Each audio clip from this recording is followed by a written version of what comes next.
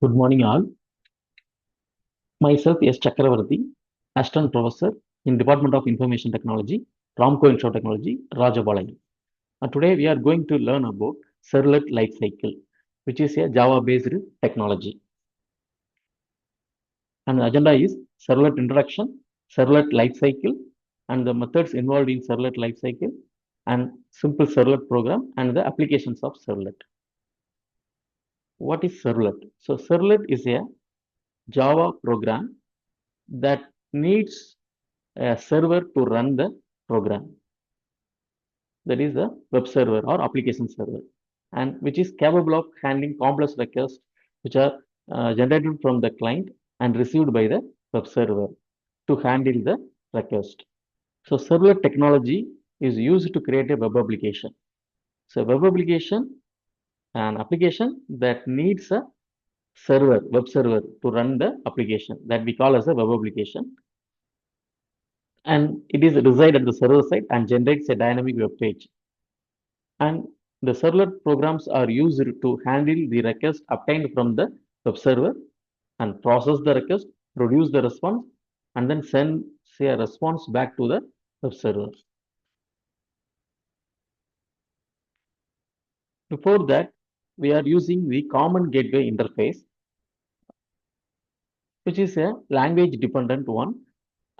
And the main drawback of common gateway interface is for each request, it will generate a process, right? So for here we are having three requests. For the three requests, we are using the three CGI shell program to service the particular request.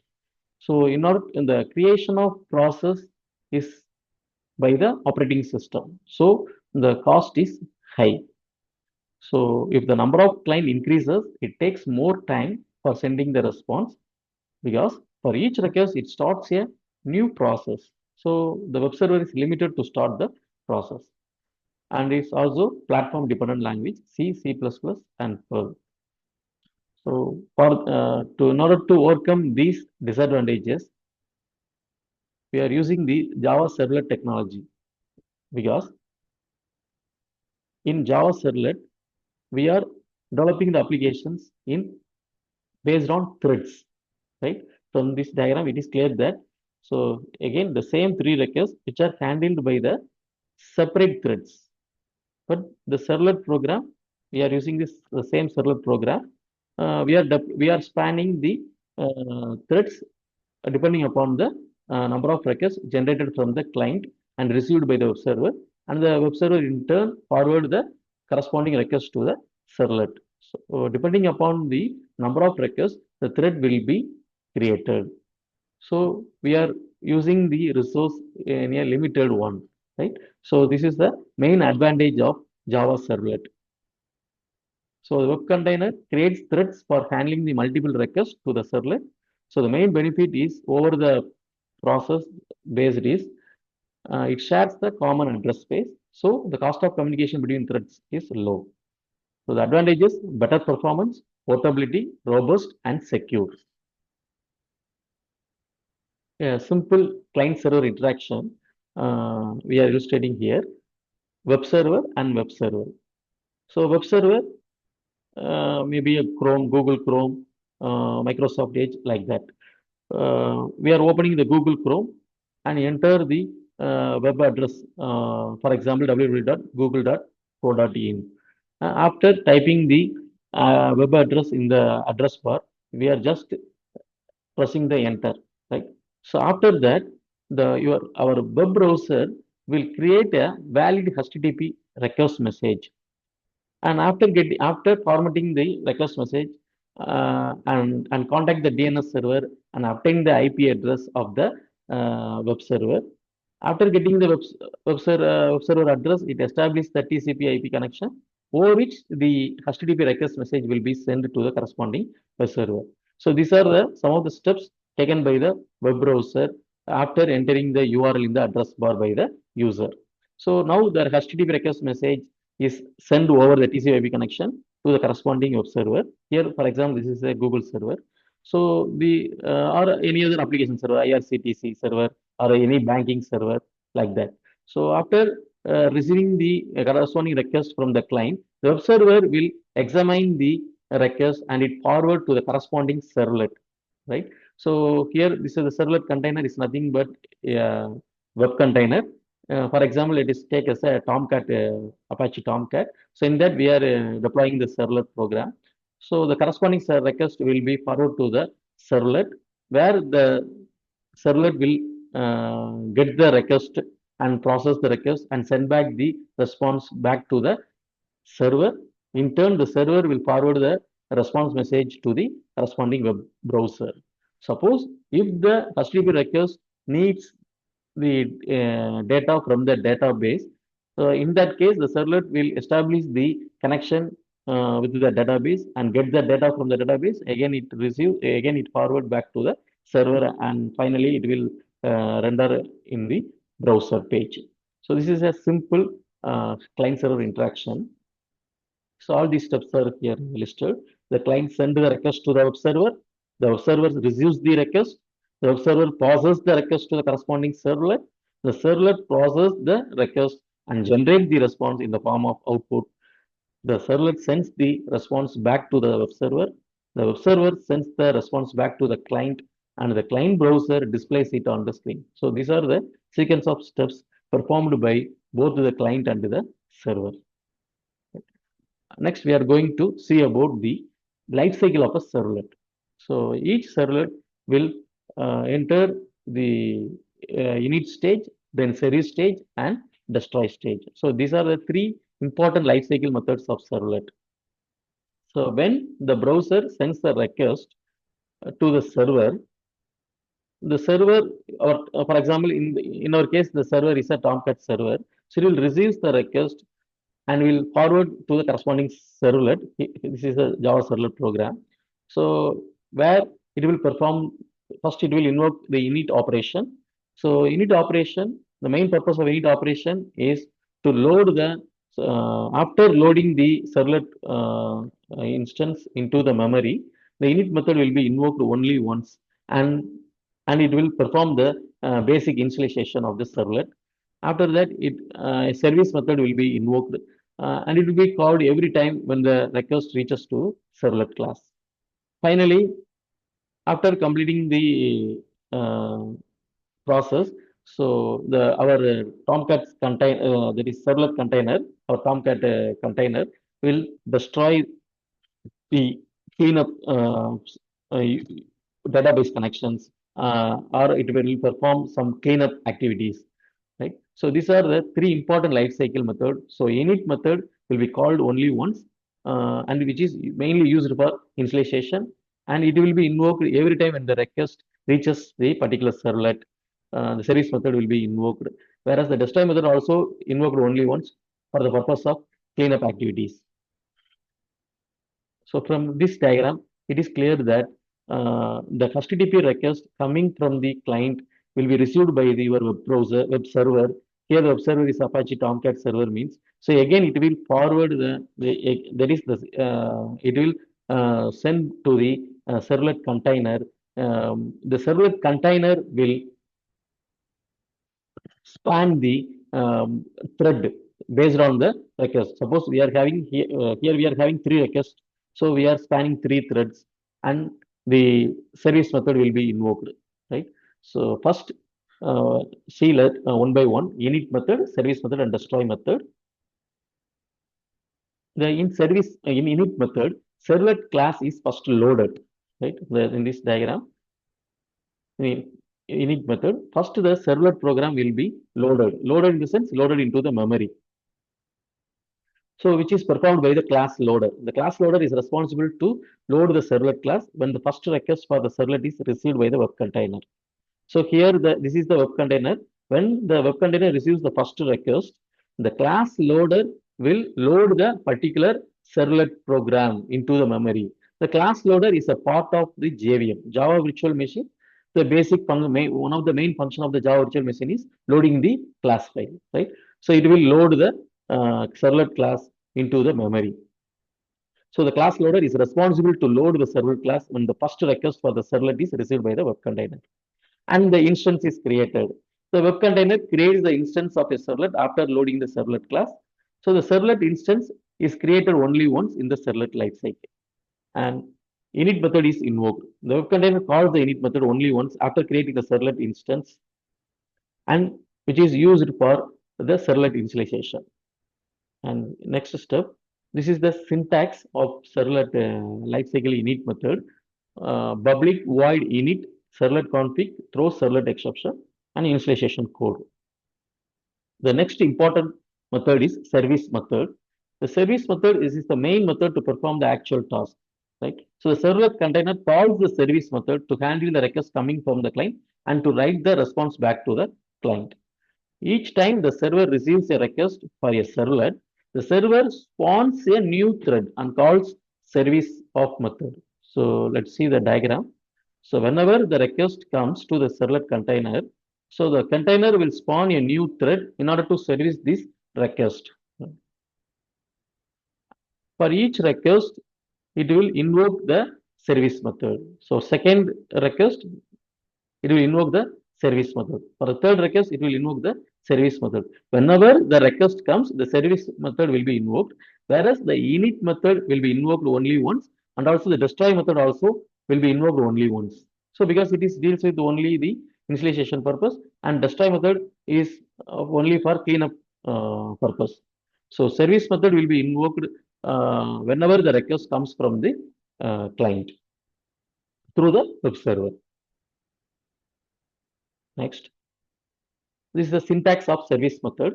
Public void service, servlet request, object, servlet response, response object, throws servlet exception, comma, IO exception. We are using the actual business logic here. The servlet lifecycle service method have different types of service request type. Get request, post request, put, delete. So all we see in a HTTP request message structure. So when we see the request message structure, the start line contains the request method.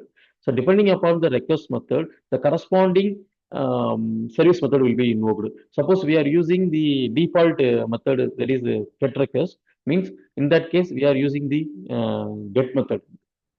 Suppose we are using some sensitive data, we are sending some sensitive data to the server, means we are using the post method. Suppose we want to add some, store some data, means we are using the put method. Suppose we want to delete some data from the server, means we are using the delete method. So depending upon the request type, HTTP request type, the corresponding method will be invoked. Do get, do put, do delete, etc. So here the illustration shows how the client sends the request and the server sends the forward the request to the corresponding servlet. Suppose if the request is a get request, means the service method will invoke the do get method. Suppose if the request is post request, means it will invoke the do post method. Like that, do post, do delete, etc. will be used. And the first case is do get. See, a get request is generated from the browser when we enter the URL in the web address, or the HTTP get request will generated from a HTML form. In that case, the corresponding method to get method will be invoked by the web container. So public void do get, HTTP servlet request, an object, HTTP servlet response, object throws servlet exception, comma IO exception, and the corresponding business logic. Right. Next one. Do post method. Suppose if you want to send some login credentials, login username, password. Here the username and password are sensitive data. For that purpose, we are using the post request. Right? So that will be generated from a HTML form, and in the HTML form we are mentioning the method as post method. In that case, in the server side, the web container will invoke the service method, and in turn, the service method will invoke the do post method. The syntax of do post method here is again the same syntax: public void do post HTTP servlet request object, comma HTTP servlet response object throws servlet exception, comma IO exception. So again, the same business logic. Next. Simple applications when we can use get method and when we can use post method. So do get means when we want to send some small amount of data and the data is also insensitive, means we can simply use the get method. Suppose if we want to send a large amount of data and the data is also sensitive, means we can use the do post method, and these data are sent in the HTTP request message as a in the payload part, there is message body part. Whereas in do get method, we are sending the data in the HTTP request message, and it will be exposed in the address bar, which means it is not sent in the message body section of the HTTP request message. Just it will be exposed in the address bar. So that is the main disadvantage of do get method. Not disadvantage. Suppose we want to send sensitive data, means we will go for do post method. If we use do get method, means your username and password will be exposed in the address bar. So that's the difference. So sending data after filling up a form or sending the login or password details, better we can go for do post method. The final one is destroy method. The destroy method is called only once at the end of the life cycle of a servlet, and it is mainly used for database connection close or halting the background threads and other cleanup activities. So after invoking the destroy method, the servlet object is marked as garbage collection. So here the init method, service method, and destroy method are all these lifecycle methods are managed by the web container. So in our case, our web container is Apache Tomcat. So all these activities will be carried out or managed by the your web container, that is Apache Tomcat. So this is a syntax of Java servlet destroy method, public void destroy method, and database connection close, etc. A simple program. So we are writing here the simple Java program of servlet technology. Import java.io.star, import java x.servlet.star, import java x.servlet.http.star. Public class name, then extends HTTP servlet, and we are using the do get method. By default, we are using the do get method. Suppose if we want to explicitly use the do post method, means we have to mention in the HTML form, while designing the HTML form, in the form tag, we have to mention the attribute method equal to post. And we have to specify the URL of the servlet program. That is action attribute, right? Form tag. Within the form tag, we are using the attribute method, that is method equal to post, and the action equal to the actual program location. So here we are using the default one, do get method, then HTTP servlet request object, comma HTTP servlet response, then request object. So, throws servlet exception, comma IO exception. Then response dot set content type, print writer object equal to response dot get writer, and we are initializing a string value to the variable message, and we are send back the response in the form of response message out of println h1, then actual message hello world, right? So here the main packages needed to write a simple server program is IO package, servlet package, and servlet.http package. Suppose if you want to use post, put, delete, or do get, in that case we have to additionally import the java extra.servlet.http.star. Simply we are going to use the normal service request, means in that case it is enough to import first two packages, and the program also public class name extends generic servlet, right? Instead of using HTTP servlet, because HTTP, why we are using HTTP servlet? We are using the method, HTTP method, get, post, delete, trace, etc. So for that case, we are going to use the specific class HTTP servlet. So in the generic means we can use the generic servlet, and instead of do get method, we are using the method as service method. And here also the request will be not HTTP servlet request, simply say servlet request, comma, and simply servlet response, then response. Throw servlet exception, comma, exception, the same steps, request response dot set content type, and then print writer, then actual message, then out dot println, we can send the message. So this is a simple program based on HTTP servlet. If we want to convert this program for a generic servlet means, so simply we can change the generic servlet, and here we are using simply service, and we can remove the HTTP word here, and we have to remove this package also. import Java extra servlet.custody. This is also not needed. So this is an example for generic servlet. So depending upon the application need, we can go for the HTTP servlet or generic servlet.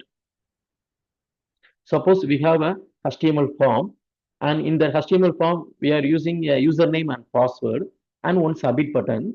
So while designing the form, we mention the method as post. Why means we are using the password field, so which is a sensitive one. We are using the mentioning the method as post, and we are giving the actual server program location in the action attribute. So after submit button, the HTTP request will be sent in the form of HTTP post request, and it will be sent in the body part of the request message, and it will be not exposed in the address bar of the browser. Again, it will be received in the server-side program through your web container. So in that case, we are writing the program as, for example, login form. Class name is login form. Extends HTTP servlet.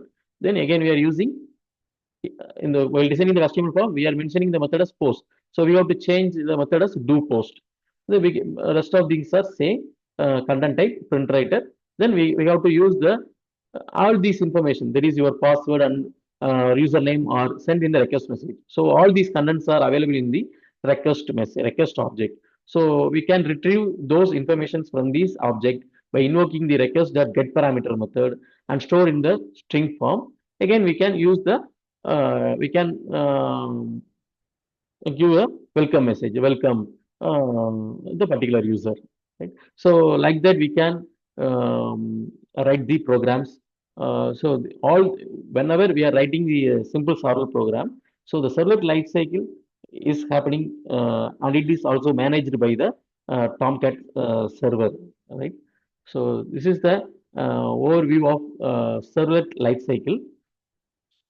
And some of the applications of servlet here are we can use for e-commerce applications like search engines, shopping malls, or we can use as a intranet applications.